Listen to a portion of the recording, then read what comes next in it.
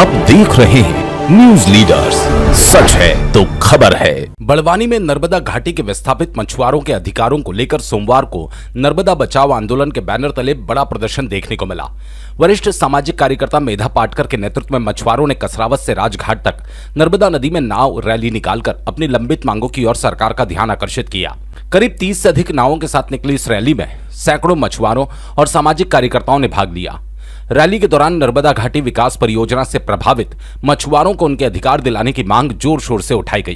लड़कर सहकारी समितियां बनवा दी और सहकारी समितियों के द्वारा मत्स्य व्यवसाय होगा, ये बात दिल्ली सरकार से सालों पहले आदेश लेकर हमने बनवा ली। उसमें मडू भाई भी रहे, आज बीमार पड़े हैं, पर सभी लोगों ने काम करके ये जो हासिल किया है आज उस पर खतरा है। सोसाइटियों का हक रद्द करने जा रही है सरकार। तीनों राज्यों का एक बोर्ड बनाएंगे, एक मंडल बनाएंगे और उसके द्वारा मत्स्य व्यवसाय चलाएंगे। तो तुम्हारी सोसाइटी के सदस्यों को, अपने पारंपरिक मछुआरों को आधा किलो मछली भी जलाशय से लेना मंजूर नहीं करेंगे। ये बरगी के लोगों ने भुगता है। आज भी बरगी के मछुआरे बेरोजगार हो गए हैं, आज भी लड़ रहे हैं। क्या ऐसा ही हम करेंगे? महाराष्ट्र ने नामंजूर किया है।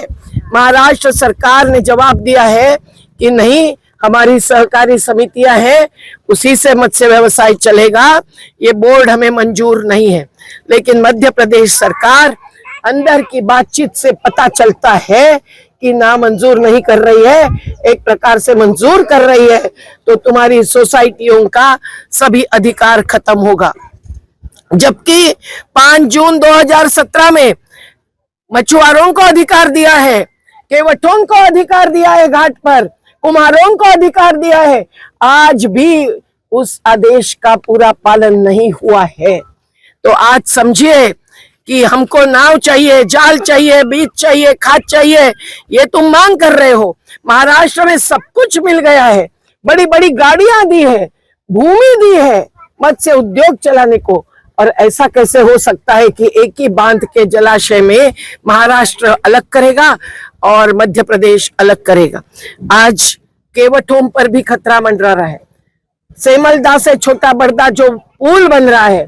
नाव रैली के समापन के बाद मछुआरा संगठनों द्वारा बड़वानी कलेक्टर को ज्ञापन सौंपा गया, जिसमें सरदार सरोवर परियोजना से प्रभावित मछुआरों को नर्मदा ट्रिब्यूनल के निर्णयों के अनुरूप अधिकार देने की मांग की गई। ज्ञापन में प्रस्तावित नर्मदा माता मत्स्य सहकारी उत्पादन और विपणन संघ के पंजीकरण, पुनर्वास लाभ, आवास व्यवस्था और मत्स्य व्यवसाय को ठेकेदारी प्रथा से मुक्त कर सहकारी समितियों को सौंपने की मांग रही। इसके अलावा आंदोलनकारियों ने जलाशयों में बढ़ते प्रदूषण, अवैध रेत खनन, क्रूज संचालन से मत्स्य संसाधनों को हो रहे नुकसान, जल स्तर गिरने से मछली उत्पादन में आई गिरावट, मछुआरों को किसान का दर्जा, केसीसी कार्ड की सुविधा, बंद अवधि में आर्थिक सहायता बढ़ाने, पुलिस प्रशासन द्वारा कथित उत्पीड़न के मामलों में त्वरित कार्रवाई की भी मांग उठाई। मेधा पाटकर ने कहा, यदि सरकार ने जल्द ठोस कदम नहीं उठाए तो आंदोलन को और व्यापक स्तर पर तेज किया जाएगा। मछुआरों ने चेतावनी दी कि नर्मदा उनकी जीवन रेखा है, उनके अधिकारों से समझौता नहीं किया जाएगा। बड़वानी से अखिलेश साहू की रिपोर्ट।